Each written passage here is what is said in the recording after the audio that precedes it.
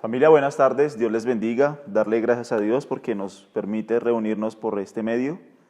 Quiero invitarles a que iniciemos este tiempo encomendando nuestras vidas a Dios y que Dios en esta mañana disponga nuestros corazones para Él. Amado Dios, queremos acercarnos en esta tarde a ti, queremos pedir en el nombre de Jesús tu guía, tu ayuda, Señor, tu dirección sobre nuestras vidas. Que en este día, Señor, nosotros podamos crecer, Señor, en el conocimiento tuyo, que obres en nuestro corazón, oh Dios, por medio de tu Espíritu, que cada día más tú afirmes nuestros corazones para ti, Señor. Nosotros damos gloria a tu nombre, nosotros te bendecimos y oramos, amado Dios, en el nombre de Cristo Jesús. Amén. Muy bien, nosotros venimos hablando acerca de que la resurrección es el fundamento de nuestra fe. Y ayer hablamos un poco de que el cristiano está completamente convencido de que Jesucristo ha resucitado de los muertos por el testimonio del Espíritu Santo.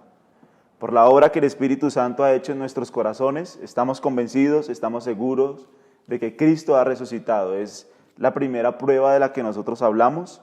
El cristiano sabe, el cristiano entiende, el cristiano asegura firmemente de que Cristo resucitó por la obra que el Espíritu Santo ha hecho en su corazón, porque los deseos de su corazón han cambiado y porque ahora no puede negar que Jesús resucitó. Hoy vamos a hablar un poco más acerca de la evidencia histórica que la Biblia nos presenta y que los mismos historiadores nos presentan. La idea es que podamos ver históricamente la resurrección como un hecho real, como un hecho cierto. Vamos a hablar un poco de la apologética en la resurrección, o sea, el razonamiento y la ciencia un poco en el evento histórico que fue la resurrección. Cabe la pena resaltar que ninguna gran cantidad de pruebas jamás podrán convencer a una persona. O sea, los incrédulos no creen, no porque les falten argumentos, no porque les falten pruebas para que ellos crean en Dios, sino que los incrédulos sencillamente no quieren creer porque su moral se lo impide. Su problema con Dios no es un problema intelectual, es un problema moral. Los incrédulos no quieren a Dios porque su moral se lo impide, porque Dios presenta todo lo contrario a lo que ellos aman, a lo que ellos buscan, a lo que ellos persiguen. No es un problema de intelecto, o sea, ninguna gran cantidad de pruebas podrán convencer a un incrédulo de que Dios existe, porque su moral, su pecado, su maldad le impiden acercarse al Dios Santo. Es un problema moral, no es un problema intelectual de razonamiento. Hoy vamos a tratar de ver cómo los cristianos defienden históricamente que Jesucristo resucitó, que la resurrección fue real, pero quiero que entiendas claramente que ninguna suma de evidencias nunca jamás podrán convencer a alguien.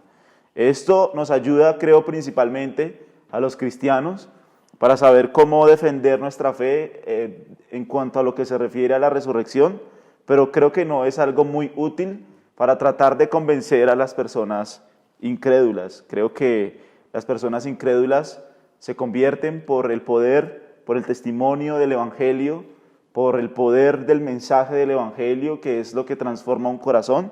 Pero para nosotros, como creyentes, defender nuestra fe, estar dispuestos a mostrar que no creemos en un mito, en una fábula, en algo irracional, sino que verdaderamente hay muchas pruebas que hablan acerca de que Jesús resucitó.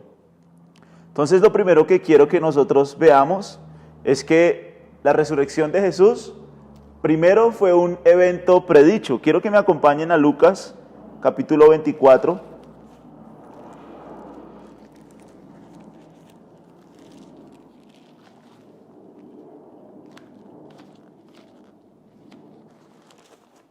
Lucas 24, versículos del 25 al 26, dice así: Entonces él les dijo: Oh insensatos y tardo de corazón para creer todo lo que los profetas han dicho. ¿No era necesario que el Cristo padeciera estas cosas y que entrara en su gloria? Jesús muchísimas veces habló de su resurrección.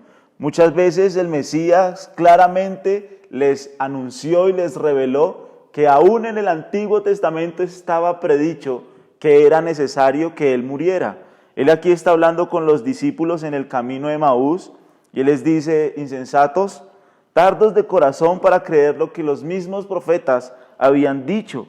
¿No era necesario que el Cristo padeciera estas cosas y que entrara en su gloria? Era necesario que el Cristo muriera y que el Cristo resucitara. Eso está predicho en el Antiguo Testamento. De hecho, si nosotros miramos un momento, el Salmo 16, versículo del 8 al 11, dice así: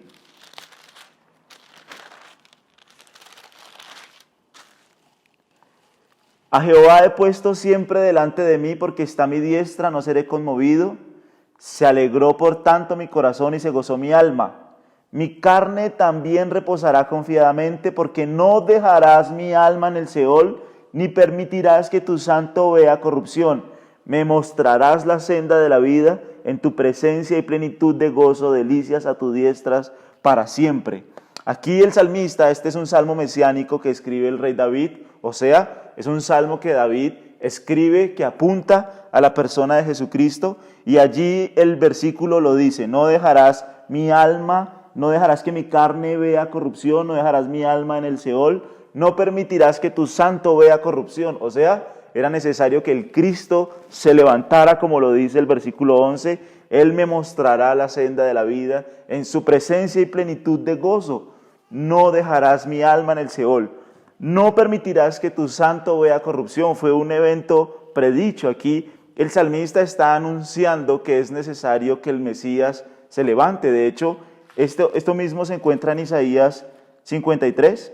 Si nosotros lo miramos en Isaías 53, donde habla del sufrimiento del Cordero, Isaías 53 en el versículo 12 dice así: por tanto, después de que primero habla del sufrimiento y ahora va a decir esto: por tanto, yo le daré parte con los grandes y con los fuertes repartirá despojos, por cuanto derramó su vida hasta la muerte y fue contado con los pecadores, habiendo él llevado el pecado de muchos y orado por las transgresiones.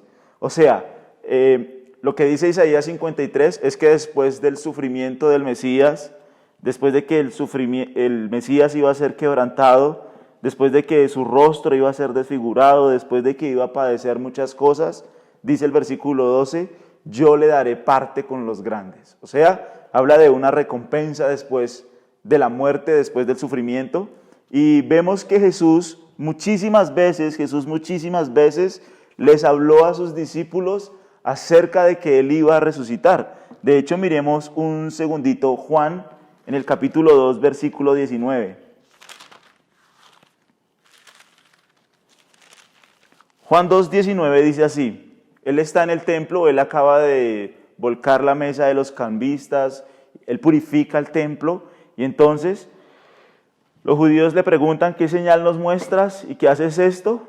Y Juan 2:19 dice así: respondió Jesús y les dijo: destruid este templo y en 3 días lo levantaré. Él, desde ese momento, Él empieza a hacer una referencia clara a que su cuerpo iba a ser destruido, pero que Él se iba a levantar, que Él iba a resucitar. O sea, en la enseñanza de Jesús con sus discípulos, varias veces Él les anuncia que Él va a resucitar, la necesidad de su resurrección. Fue un evento predicho. De hecho, los 4 evangelios mencionan que Jesús les dijo que Él iba a resucitar. O sea, en la enseñanza de Jesús siempre estuvo eso claro. Él les enseñó varias veces eso. Miren conmigo lo que dice Mateo 12, 39 al 40. Dice así: Él respondió y les dijo: la generación mala y adúltera demanda señal, pero señal no le será dada sino la señal del profeta Jonás. Porque como estuvo Jonás en el vientre del gran pez 3 días y 3 noches, así estará el Hijo del Hombre en el corazón de la tierra 3 días y 3 noches. Varias veces Jesús les anunció, les avisó, les dijo: voy a morir, me van a matar, pero al 3er día voy a resucitar. Hizo parte de su enseñanza. Los apóstoles lo sabían, ellos sabían, porque Jesús se lo había enseñado a sus discípulos, que Él iba y que Él debía resucitar. De hecho, esas predicciones también las tenían en cuenta los fariseos. Miren lo que dice Mateo 27, del 62 al 63.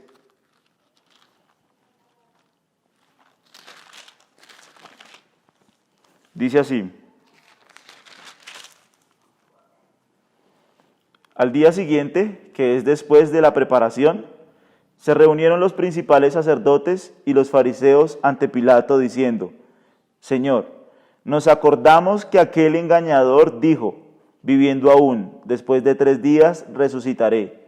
Manda pues que se asegure el sepulcro hasta el tercer día, no sea que vengan sus discípulos de noche y lo hurten y digan al pueblo: resucitó de entre los muertos, y será el postrer error peor que el principio. Los mismos sacerdotes y los mismos fariseos habían escuchado de la enseñanza de Jesús de que él iba a resucitar. Por eso, una vez sepultado, van donde Pilato y le dicen: Señor, envíe una guardia mayor, doble la guardia, doble el cuidado de esa tumba, porque este engañador dijo que iba a resucitar. No vaya y sea que sus discípulos roben el cuerpo, mejor envía una guardia. Entonces, vemos claramente que la resurrección fue un evento que Jesús predice, que también el Antiguo Testamento predice, y por eso es un hecho confiable. Se sabía que Jesús iba a resucitar, era algo que estaba estipulado, que estaba escrito. Entonces, la primera evidencia histórica que nosotros tenemos respecto de la resurrección es que fue un evento que estaba claramente predicho. No fue un evento aislado, no fue algo que ocurrió porque sí, estaba escrito desde el Antiguo Testamento. Jesús mismo lo anunció varias veces a sus discípulos. Aún los sacerdotes y los fariseos escucharon de eso y mandaron custodiar la guardia. Entonces, no es un evento aislado, es un evento que claramente debía suceder, es un evento predicho. Ahora, segundo argumento de que Jesús resucitó es la tumba vacía. Con toda la atención dada al cuerpo de Jesús después de su muerte, no solo por sus discípulos, sino también por sus enemigos, una tumba vacía y un cadáver sin descubrir son evidencias fuertes para la resurrección. ¿Cómo así? La tumba está vacía y no hay ningún cadáver del cual sus opositores hubieran podido decir: miren, aquí está el cadáver, no resucitó. Entonces vamos a ver lo que dicen los opositores al cristianismo acerca de la tumba vacía, acerca del por qué no hay un cadáver de Jesús y cómo las escrituras y la historia lo defienden. Claramente, si los opositores del cristianismo, si los judíos y los fariseos hubieran presentado el cuerpo de Jesús, ya con eso hubieran tumbado toda la fe de los creyentes, hubieran tumbado la fe histórica, hubieran tumbado la iglesia.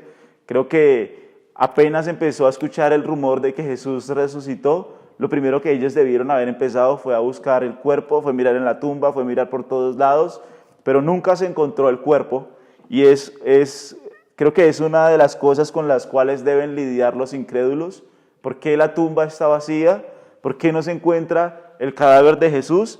Y vamos a ver qué dicen un poco los opositores. Con un movimiento audaz, ellos hubieran tumbado la fe de los apóstoles, ellos hubieran tumbado la fe de la iglesia, ellos hubieran tumbado todo sencillamente con un movimiento rápido de la Guardia Romana, Roma, que era todo el imperio, hubieran encontrado el cuerpo. Pero miremos un momentico lo que tratan de argumentar los incrédulos. El primer argumento que se levanta de los incrédulos es el siguiente. La primera, frecuentemente llamada la teoría del desmayo. Ellos dicen que Jesús no murió en la cruz romana. Más bien, él solo perdió la conciencia y fue diagnosticado erróneamente. Luego, cuando fue colocado en una tumba fresca, él volvió en sí y escapó. Los argumentos en contra de esta teoría están basados en la naturaleza de la crucifixión misma. El costado de Jesús fue atravesado con una lanza romana y él fue declarado muerto después de una detallada examinación por parte de expertos. O sea, la teoría del desmayo dice que Jesús no murió, que Jesús sencillamente entró en un estado donde se desmayó, por eso se llama la teoría del desmayo, y que cuando estaba en el sepulcro él se levantó. Entonces, es una teoría muy, muy improbable, les voy a decir por qué. Miremos Juan 19, del 31 al 34.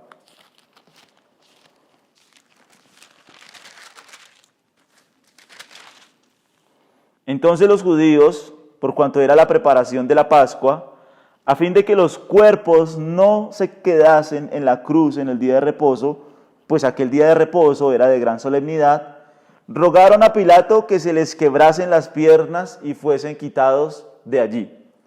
Vinieron pues los soldados y quebraron las piernas al primero y asimismo al otro que había sido crucificado con él. Mas cuando llegaron a Jesús, como lo vieron ya muerto, no le quebraron las piernas. Pero uno de los soldados le abrió el costado con una lanza y al instante salió sangre y agua. Y el que lo vio da testimonio y su testimonio es verdadero. Y él sabe que dice verdad para que vosotros también creáis. Nosotros ahorita vamos a ver que los discípulos hacen mucho énfasis en que ellos lo vieron con sus ojos, que ellos dicen la verdad. Ahorita lo vamos a ver, pero me llama mucho la atención que siempre dicen eso. Ellos dicen, yo lo vi y yo doy testimonio, nosotros lo vimos, necesitamos dar testimonio de eso. Pero aquí lo que nosotros vemos es los romanos eran muy salvajes con las personas que ellos crucificaban o torturaban. Entonces cuando ellos vienen allí a la cruz, hacen el examen detallado, al ladrón de la izquierda le quitan las piernas, al ladrón de la derecha le quitan las piernas, seguramente para que mueran de sagrado, pero cuando llega a donde Jesús ya le ven muerto. O sea, los expertos en crucifixión, los expertos en ver a las personas muertas, esos expertos ven que Jesús ya está muerto, no hay necesidad de romperle las piernas. Entonces ellos clavan la lanza en su costado, pero verdaderamente no había necesidad de eso porque Jesús ya estaba muerto. O sea, la teoría del desmayo no puede ser real porque los mismos expertos vieron a Jesús muerto, lo vieron a él muerto, entonces no hubo necesidad de quebrar sus piernas, por eso ellos clavan la lanza. Ahora, si Jesús se hubiera desmayado y estuviera en la tumba, herido como estaba, lastimado como estaba, desfigurado como estaba, hubiera sido muy difícil que él hubiera podido quitar la roca que tapaba la tumba vacía, vencer a los de la guardia romana en su estado como estaba y escaparse a un lugar desconocido para que nunca jamás nadie lo hubiera podido volver a ver. La verdad es que es muy difícil de creer esa verdad, es muy improbable de creer esa verdad. De hecho, creo que se necesita más fe creer esa verdad que creer en la resurrección. Muy bien, la segunda teoría de los incrédulos es que los discípulos robaron el cuerpo y lo volvieron a enterrar en una ubicación desconocida. Ahora, los argumentos en contra de esta teoría vienen de dos fuentes. La primera es la feroz reputación de la guardia romana. Unos pescadores, habían 7 pescadores, un publicano, unos pescadores, ellos cómo iban a enfrentar a una guardia romana. La guardia romana es legendaria por su manera atroz de actuar. Y sabemos que por la solicitud de los sacerdotes y los fariseos, ellos mandaron doblar la guardia. O sea, ¿cómo un grupo de discípulos iba a vencer la guardia romana? Es altamente improbable. Los romanos eran feroces. De hecho, si ellos incumplían su guardia, muchos debían morir por incumplir su guardia, por desobedecer a su guardia. O sea, un romano no iba a dar su vida por dejar escapar a un Mesías o por un chantaje, no. Si esa guardia salía mal, ellos debían morir, y estoy casi seguro que ellos murieron, porque se ve como si ellos hubieran incumplido su guardia. ¿Sí es claro? Jesús resucitó. Ahora, la segunda es el registro del Nuevo Testamento acerca del miedo de los discípulos durante la muerte de Cristo Jesús. Las Escrituras nos muestran claramente que todos ellos tenían miedo, Miremos un momentico lo que dice Marcos 14:27.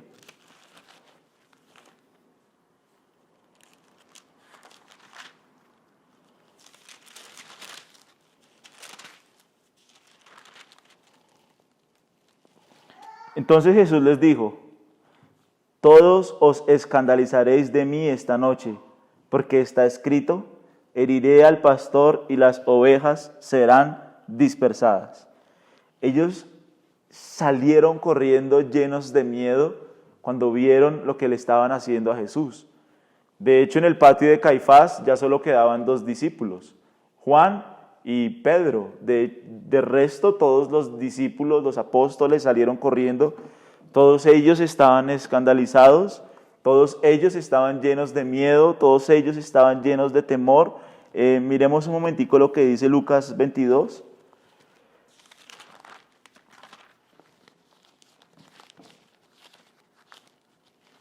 Dice así, el versículo 55 al 62. Y habiendo ellos encendido fuego en medio del patio, se sentaron alrededor, y Pedro se sentó también entre ellos. Pero una criada, al verle sentado al fuego, se fijó en él y dijo: también éste estaba con él. Pero él lo negó, diciendo: mujer, no lo conozco. Un poco después, viéndole otro, dijo: tú también eres de ellos. Y Pedro dijo: hombre, no lo soy. Como una hora después otro afirmaba, diciendo: verdaderamente también éste estaba con él, porque es Galileo. Y Pedro dijo: hombre, no sé lo que dices. Y enseguida, mientras él todavía hablaba, el gallo cantó. Entonces, vuelto el Señor, miró a Pedro, y Pedro se acordó de la palabra del Señor que le había dicho: antes que el gallo cante, me negarás 3 veces. Pedro no fue capaz de defender su fe ante una criada, ante unas personas normales. Cómo el líder y cómo los 2 se iban a enfrentar a una guardia romana y cómo se iban a robar el cuerpo de Jesús es muy, muy, muy improbable. Es, diría yo, prácticamente que imposible. Ellos estaban llenos de miedo, llenos de temor. La tercera teoría que nosotros vemos es que los discípulos simplemente fueron a la tumba equivocada. Y esto también es altamente improbable. ¿Por qué? Porque la tumba en la cual fue sepultado Jesús era una tumba de una persona muy reconocida, muy importante. Era la tumba de José de Arimatea. Miren lo que dice Mateo 27, en el versículo 57 al 61.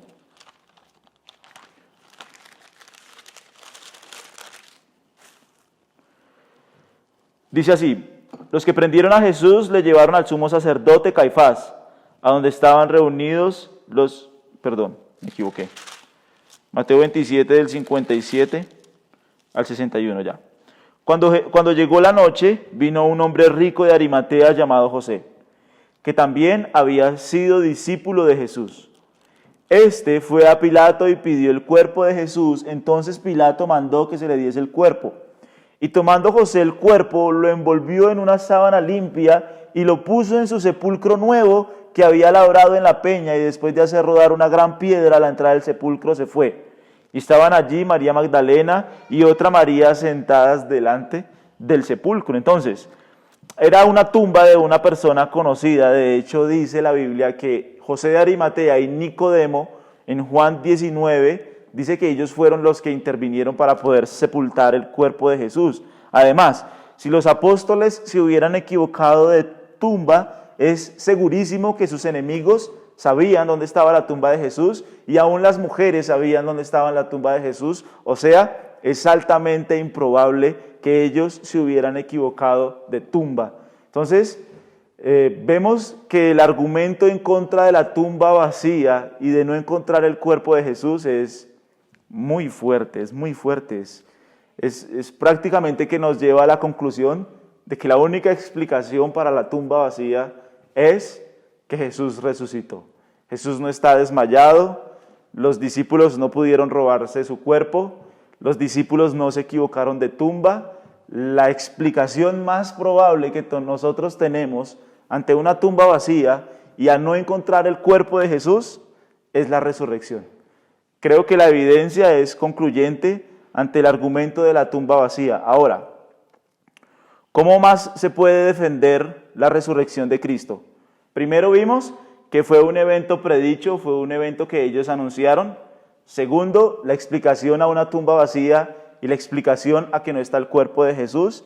Y tercero, vamos a ver el testimonio de los testigos fidedignos. Testigos fidedignos, miren.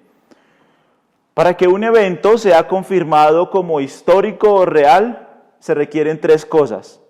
Tres cosas se requieren para que un evento sea confirmado como histórico o real.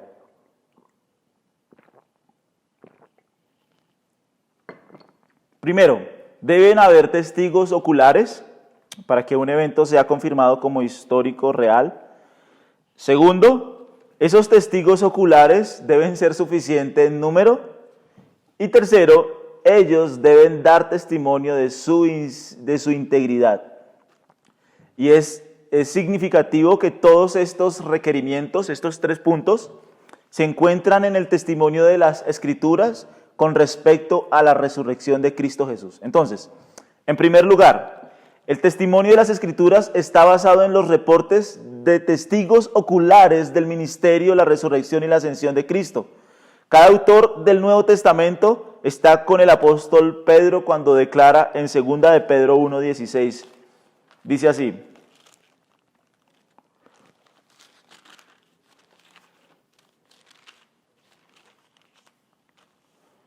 Segunda de Pedro 1:16. Miren lo que dice Pedro. Porque no os hemos dado a conocer el poder y la venida de nuestro Señor Jesucristo, siguiendo fábulas artificiosas, sino como habiendo visto con nuestros propios ojos su majestad. Es increíble que ellos quieren resaltar que ellos lo vieron con sus propios ojos, que ellos no están siguiendo una fábula artificiosa, que ellos no están siguiendo una mentira. Ellos quieren decirnos a nosotros que ellos fueron testigos oculares de primera mano.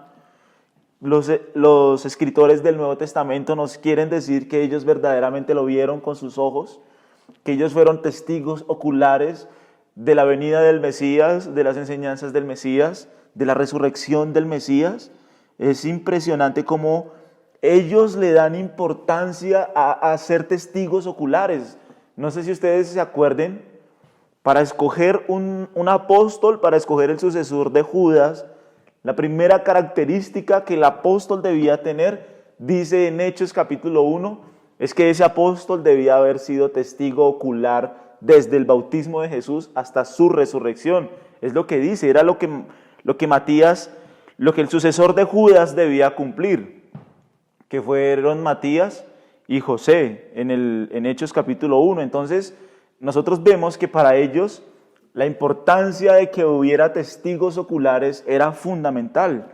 Y el testimonio de la Escritura nos muestra que los apóstoles, los discípulos, estuvieron interesados en que nosotros supiéramos que ellos fueron testigos oculares de lo que sucedió.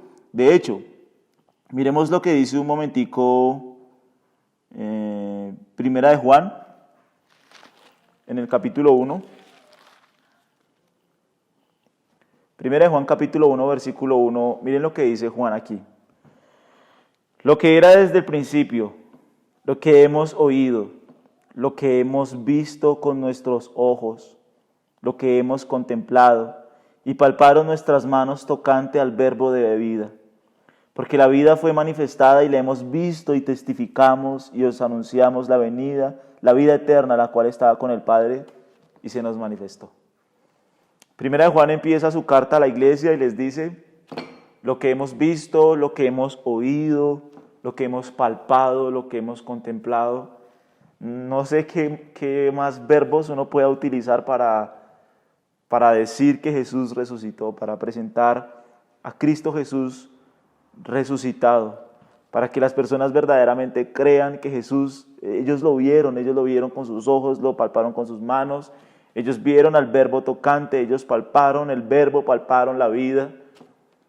Es lo que los discípulos tratan de decir a lo largo de las páginas de las Escrituras. Ellos quieren que nosotros veamos claramente que verdaderamente ellos lo vieron, ¿sí? No fue una imaginación, no fue una visión vaga. De hecho, cuando Pedro está con Cornelio en Hechos 10, ellos dicen, nosotros comimos y bebimos con él, o sea, verdaderamente fue una experiencia real, no fue algo imaginario, no fue una situación que nosotros creímos haber visto a Jesús resucitado, no, ellos estaban seguros, ellos estaban firmes, ellos querían decirle a las personas, lo hemos visto, lo hemos oído al Verbo, lo contemplamos, lo tocamos con nuestras manos, es una confirmación real. Miren Lucas 24:39.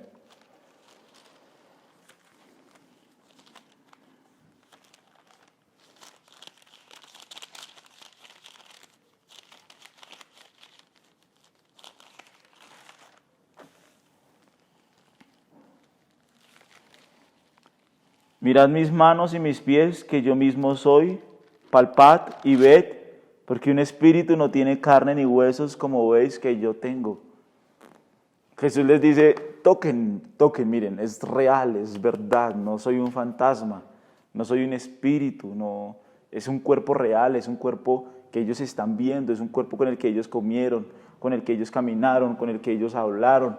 Era un cuerpo físico real, el de Jesús resucitado. Ellos necesitan dar testimonio de que ellos lo vieron con sus propios ojos, de que ellos verdaderamente palparon al Verbo de vida, contemplaron al Verbo de vida. Ahora, entonces recordemos, para que un evento histórico sea contado como real y cierto, lo primero, deben haber testigos oculares de lo que sucedió. Segundo, para que un evento pueda ser confirmado como histórico y real, debe haber un número suficiente de testigos oculares. Y para ponerlo llanamente, entre más testigos haya, más creíble es el evento. El mismo principio se encuentra en la ley del Antiguo Testamento y el mismo principio se encuentra en la ley del Nuevo Testamento. Deuteronomio 17:6 dice que si se va a acusar a alguien, deben haber 2 o 3 testigos. Y lo mismo en la disciplina de la iglesia. Si se va a hacer disciplina eclesial, deben haber 2 o 3 testigos. Siempre la validez de un evento debe ser confirmada por el testimonio de testigos. Ahora, entre más grande sea el número de testigos que hay respecto de un suceso o que hay respecto de un evento, más grande obviamente y más evidente es que el hecho ocurrió. Ahora, en el caso de la resurrección de Cristo, este requisito ha sido más que satisfecho. Las Escrituras registran que habían cientos de testigos fidedignos que se encontraron con el Cristo resucitado en una variedad de situaciones y circunstancias. O sea, muchos testigos hay acerca de la resurrección de Cristo, muchos testigos. De hecho, nomás el día de su ascensión, probablemente habían 500 personas. O, 1 Corintios 15 lo dice, que Jesús se apareció a más de 500 personas a la vez. Imagínense ese número. No fue una histeria colectiva, no fue nada de eso. Absolutamente habían muchos testigos que vieron a Jesús resucitado. No, ¿cómo podemos negar eso? Si es claro, entonces, Jesús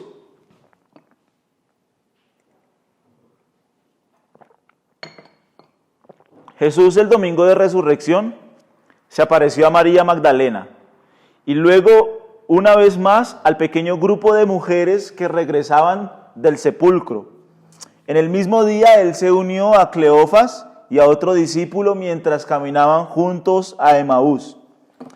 Antes de que el día hubiera pasado, él también se reveló a Pedro y luego a 10 discípulos en el aposento alto.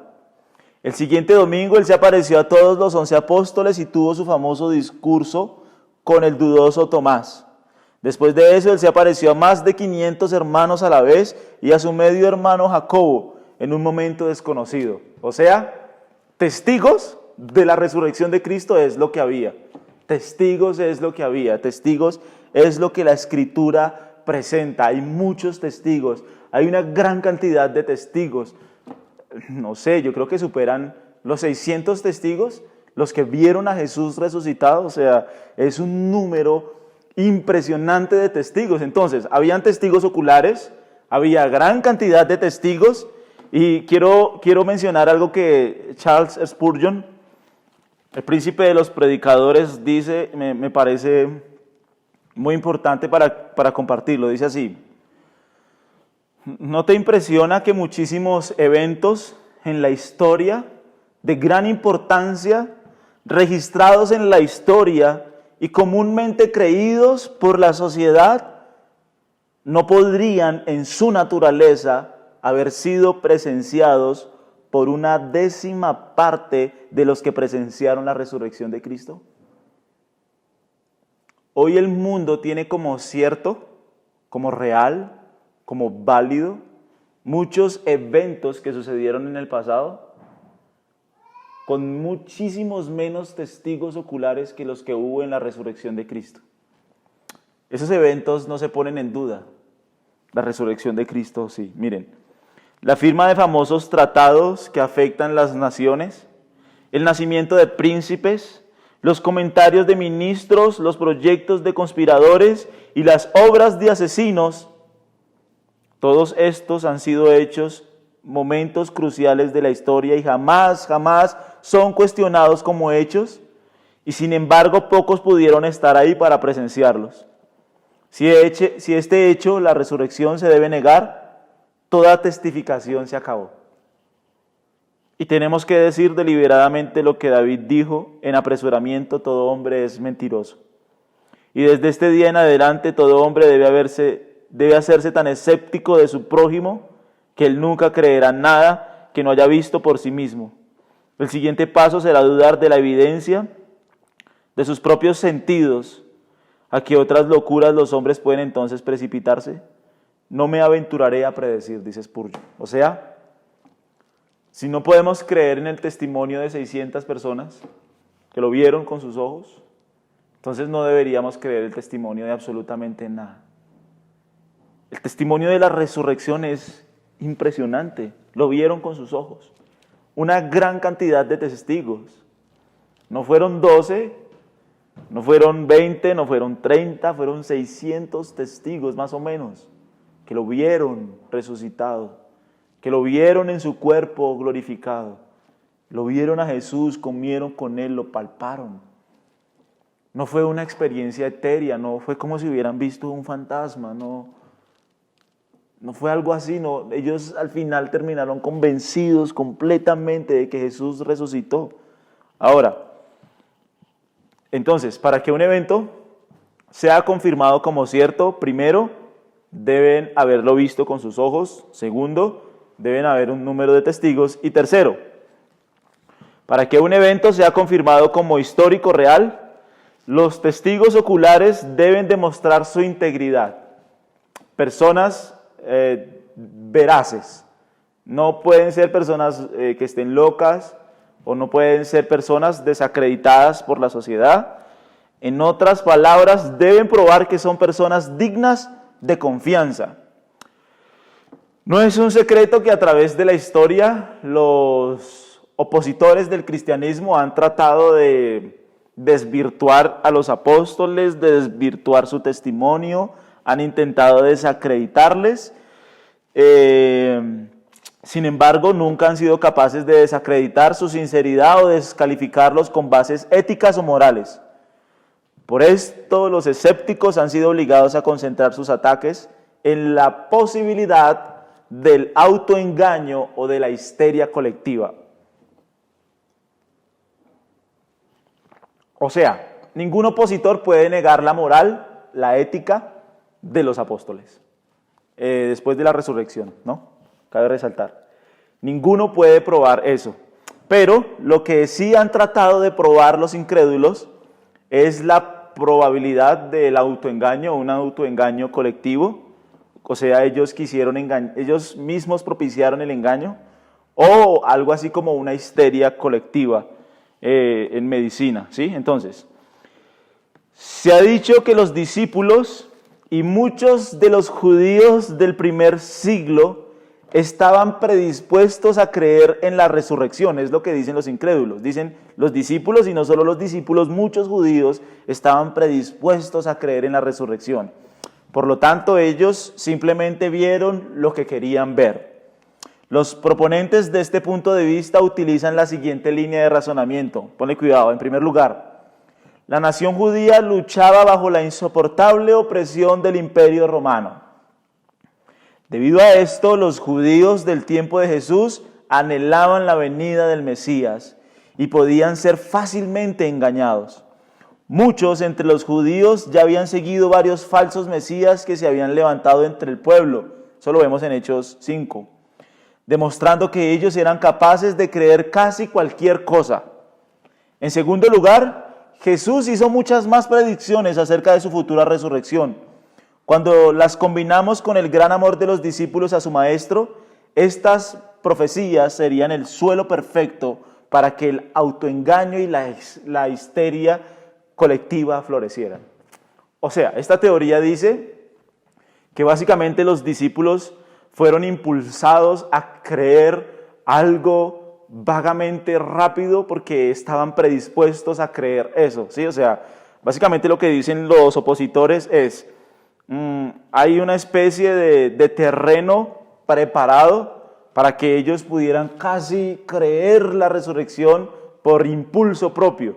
Como Jesús se los dijo muchas veces, supuestamente dicen ellos, ¿no? Como Jesús lo dijo muchas veces y como todos los judíos querían un Mesías y como todos los judíos querían liberarse de Roma, entonces este es el escenario perfecto para creer en una resurrección. Ahora, en primer lugar, miren, la gran mayoría de la nación judía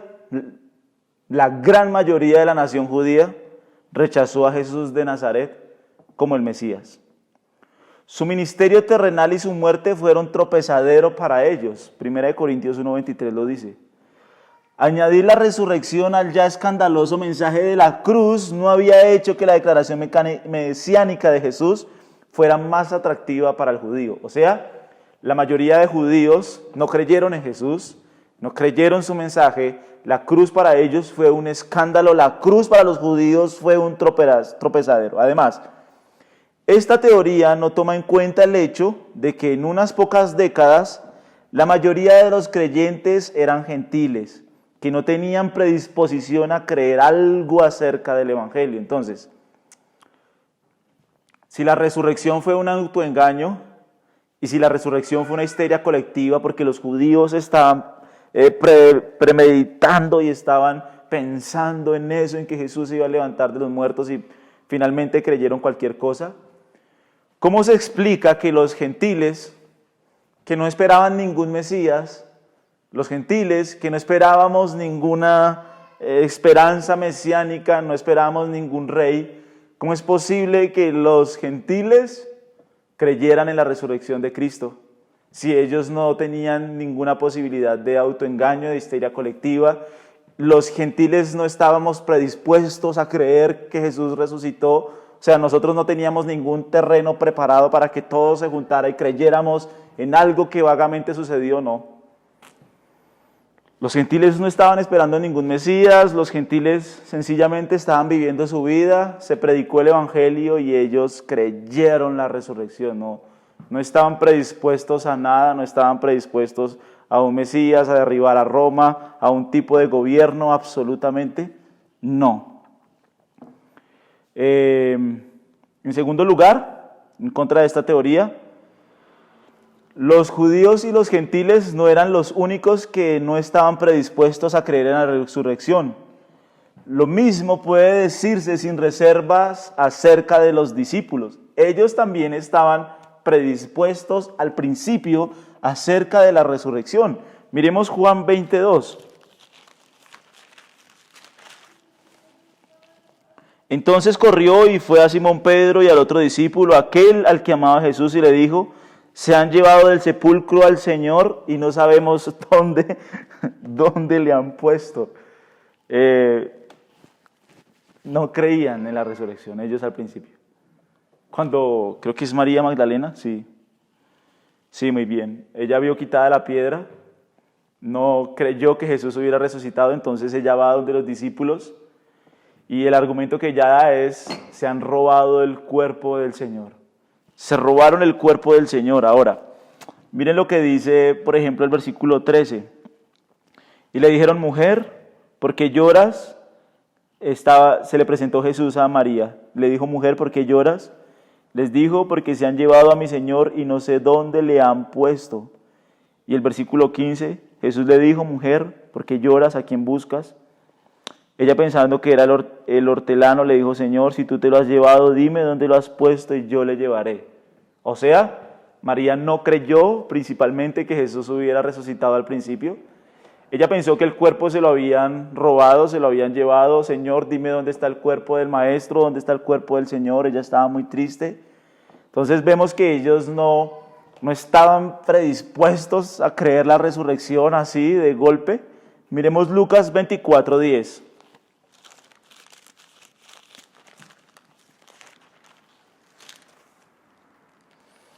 Eran María Magdalena y Juana y María madre de Jacobo y las demás con ellas quienes dijeron estas cosas a los apóstoles. Miren el 11. Mas a ellos les parecía locura las palabras de ellas acerca de la resurrección y no las creían. Miren en el 9, volviendo al sepulcro, dieron nuevas de todas estas cosas a los 11, las mujeres, y entonces los discípulos dicen: ¿qué locura es esta? ¿Qué es lo que ustedes están diciendo? María, los apóstoles estaban predispuestos. De hecho, miren lo que dice Marcos 16:11.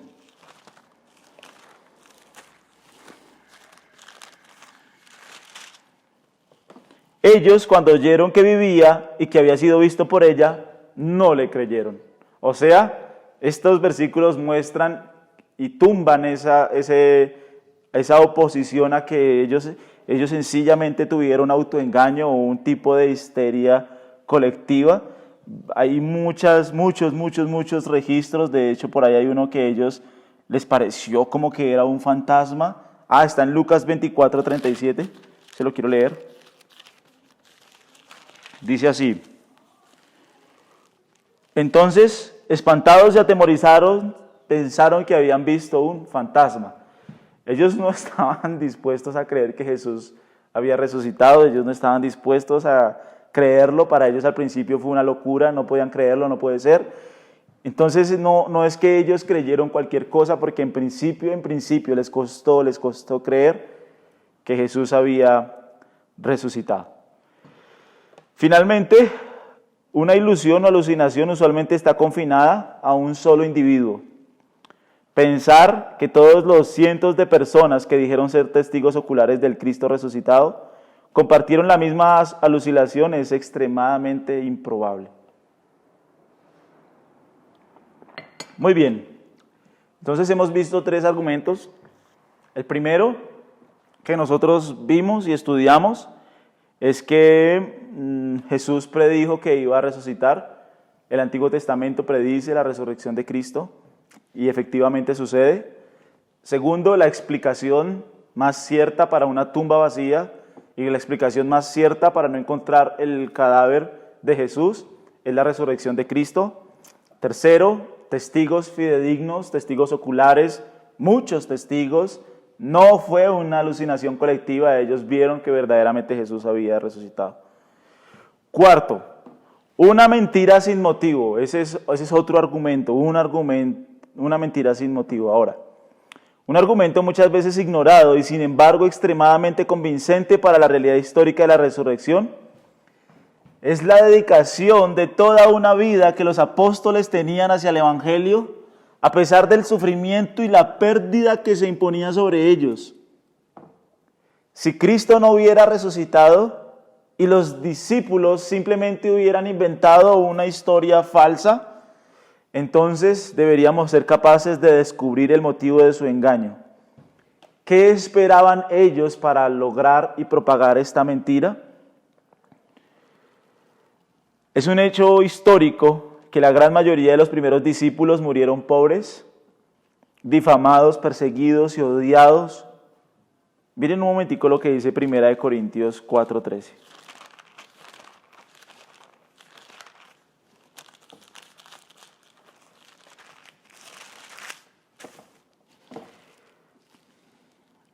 Nos difaman y rogamos, hemos venido a ser hasta ahora como la escoria del mundo, el desecho de todos, dice el apóstol Pablo, que los apóstoles habían venido a ser el desecho del mundo, la escoria del mundo.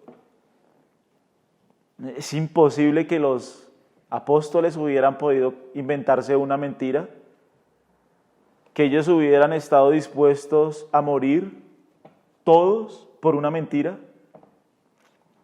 12 personas murieron como mártires. Con Pablo y con menos Juan, 11 discípulos, 11 apóstoles murieron como mártires. Si eso hubiera sido una conspiración entre ellos, si eso hubiera sido algo que ellos hubieran querido inventarse, se hubiera caído muy rápido de su propio peso. Ellos fueron a diversas ciudades, ellos fueron a diversos lugares del mundo, ellos predicaron a Cristo, ellos hablaron de Cristo, ellos presentaron a Cristo porque no podían negarlo.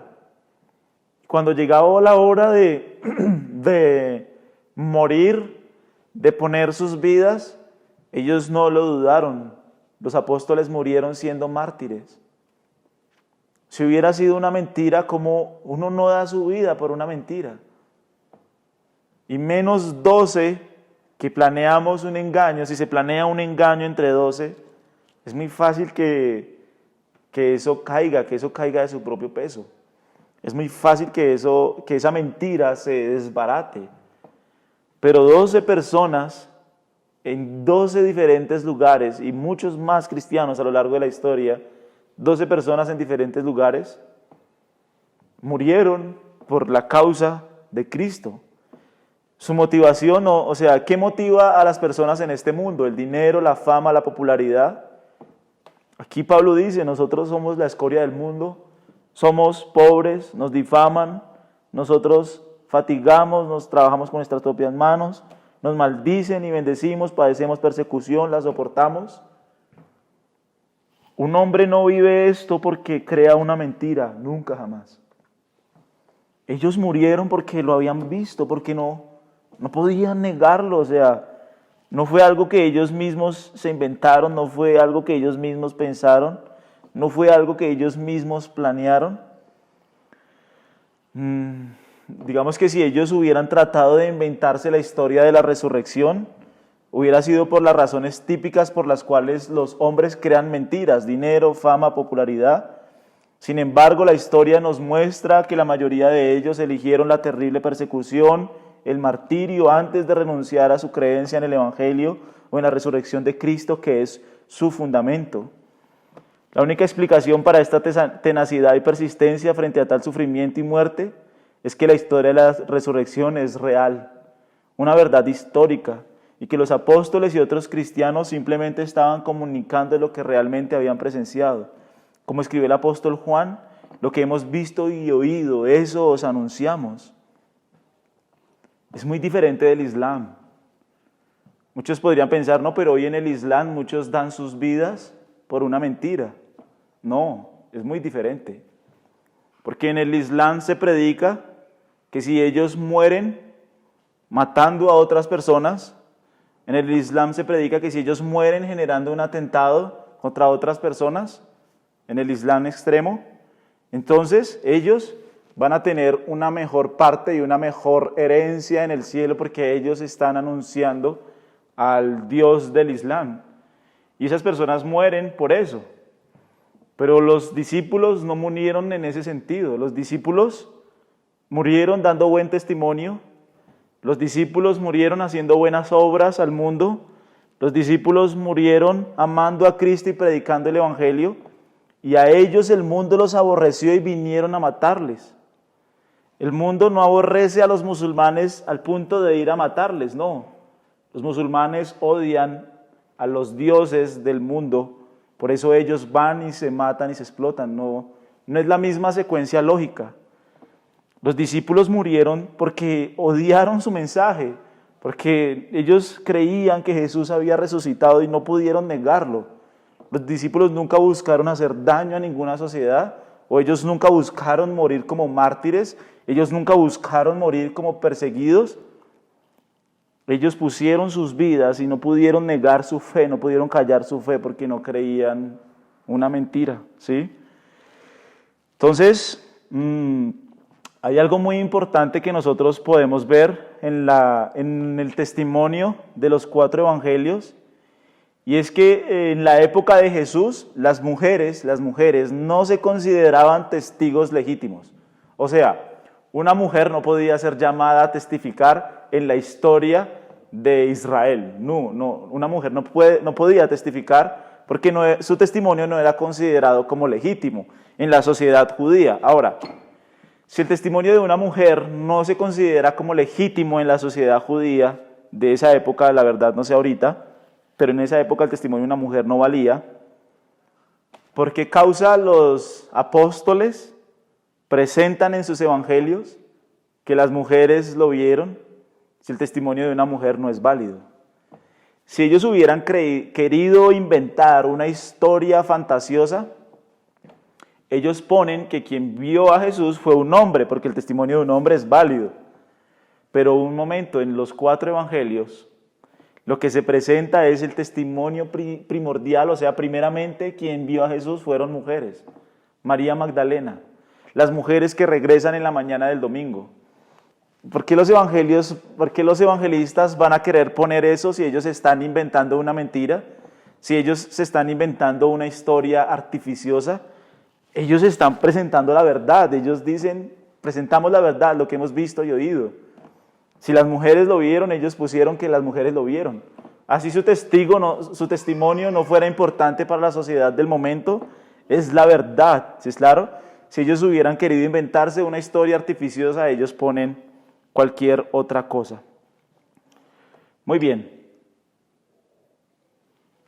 Otra evidencia que nosotros vemos es la transformación de los discípulos.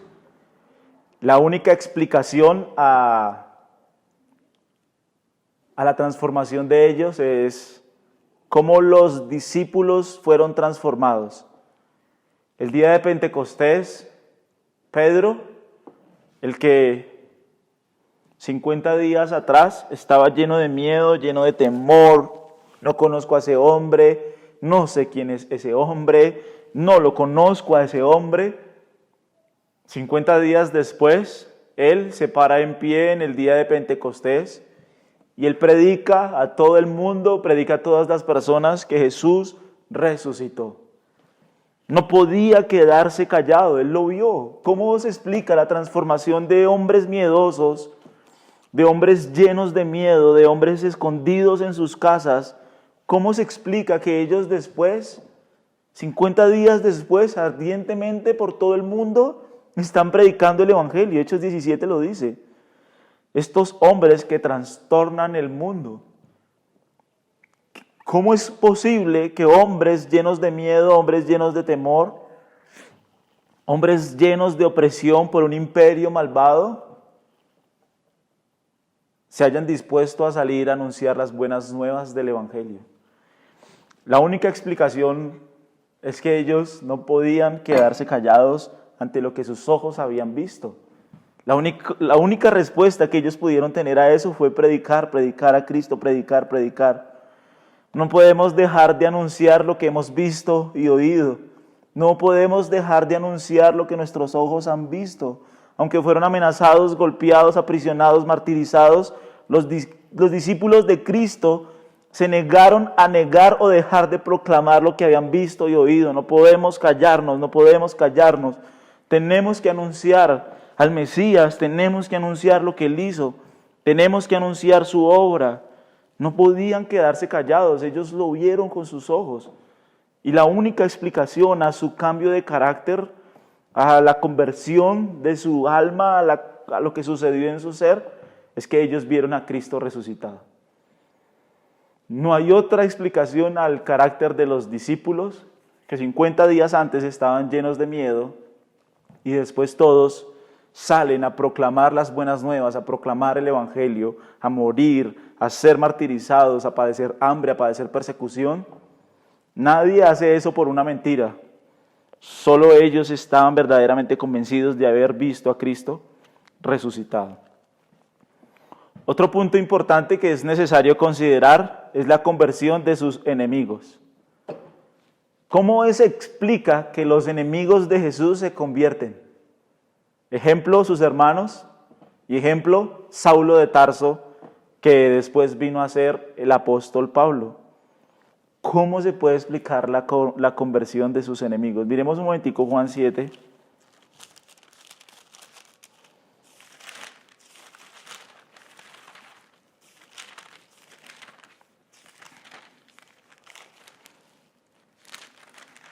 del 37 al 35. Juan 7 del 3 al 5.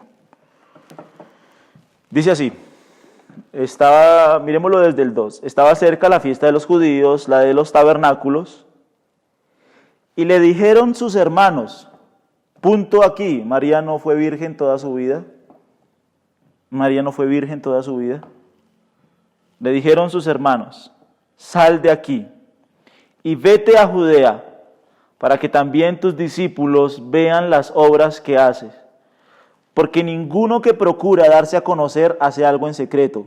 Si estas cosas haces, manifiéstate al mundo, porque ni aun sus hermanos creían en él. Los hermanos de Jesús no creían en él. No lo veían como el Mesías. Sus hermanos no lo veían como el Salvador del mundo. Sus hermanos no creían que él verdaderamente fuera el Mesías.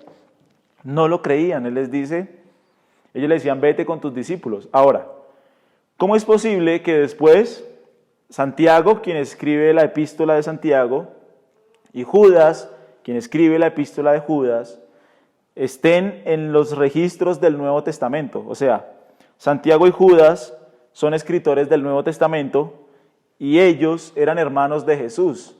La única explicación para que ellos hayan creído después fue la resurrección, como lo dice 1 Corintios 15 en el versículo 5, creo que es, 6, donde dice que Jesús se le apareció a Jacobo.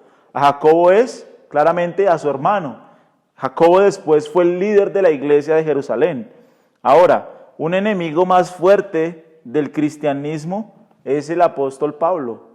El apóstol Pablo era Saulo de Tarso, un asesino en serie, un asesino con permiso para matar. Él mismo lo dice, perseguía a la iglesia del Dios vivo. Entraba por las casas y asolaba y metía a las personas en la cárcel. Saulo era un perseguidor acérrimo del cristianismo.